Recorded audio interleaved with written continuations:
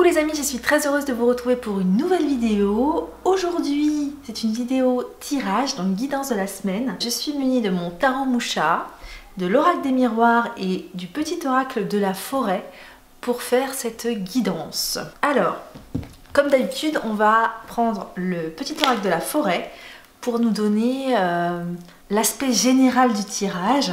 Je vais mélanger un peu les cartes. Je vais tirer une carte au hasard, voilà. Transformation, émergez de votre cocon avec beauté et grâce. En ce moment, il commence à refaire beau, ça sent le printemps. Il y a même des arbres qui commencent à bourgeonner, même si c'est pas vraiment le printemps. On a vraiment cette impression-là que la nature se réveille tout doucement. Et donc ça me fait penser au fait que, comme la nature, nous nous réveillons. Il faut qu'on émerge de notre cocon de l'hiver, en fait, de cette période d'introspection, et commencer à faire fleurir en nous les petites graines que l'on a semées cet hiver en nous. Alors, on va tirer 3 cartes de l'oracle des miroirs que je vais mélanger.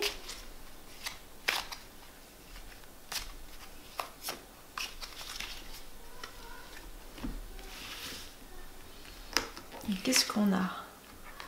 On a l'examen, l'hérédité et le miroir magique.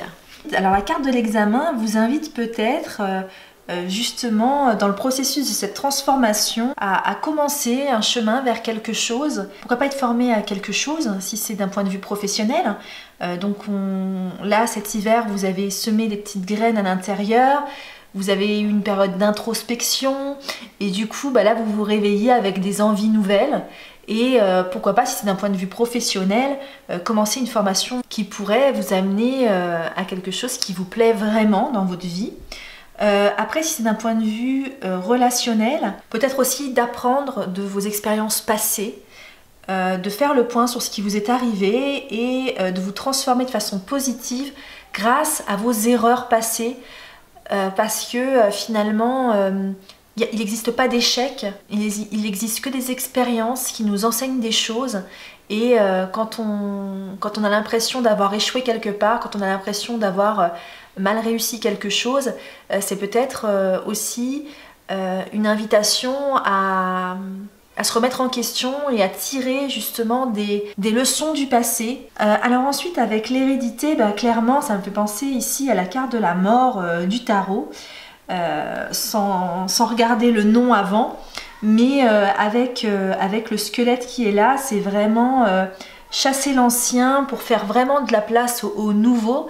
C'est un peu ce qu'on fait justement au printemps avec les fameux nettoyages de printemps de la maison où on va faire des brocantes, on va vider ce qu'il y a à l'intérieur de notre habitat, ce qui ne nous sert plus, ce qui nous encombre.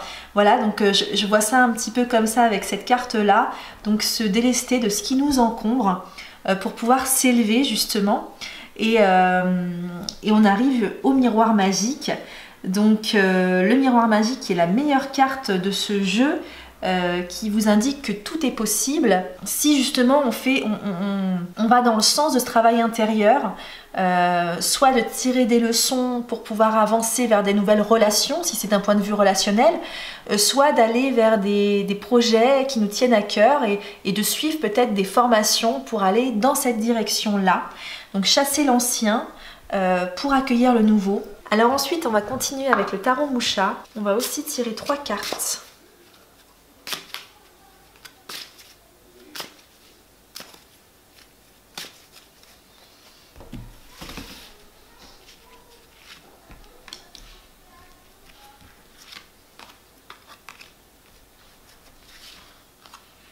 Donc j'ai tiré le 9 de Pentacle. Donc ici on a quand même avec cette carte la notion donc de fertilité, de fécondité, d'abondance matérielle, voilà.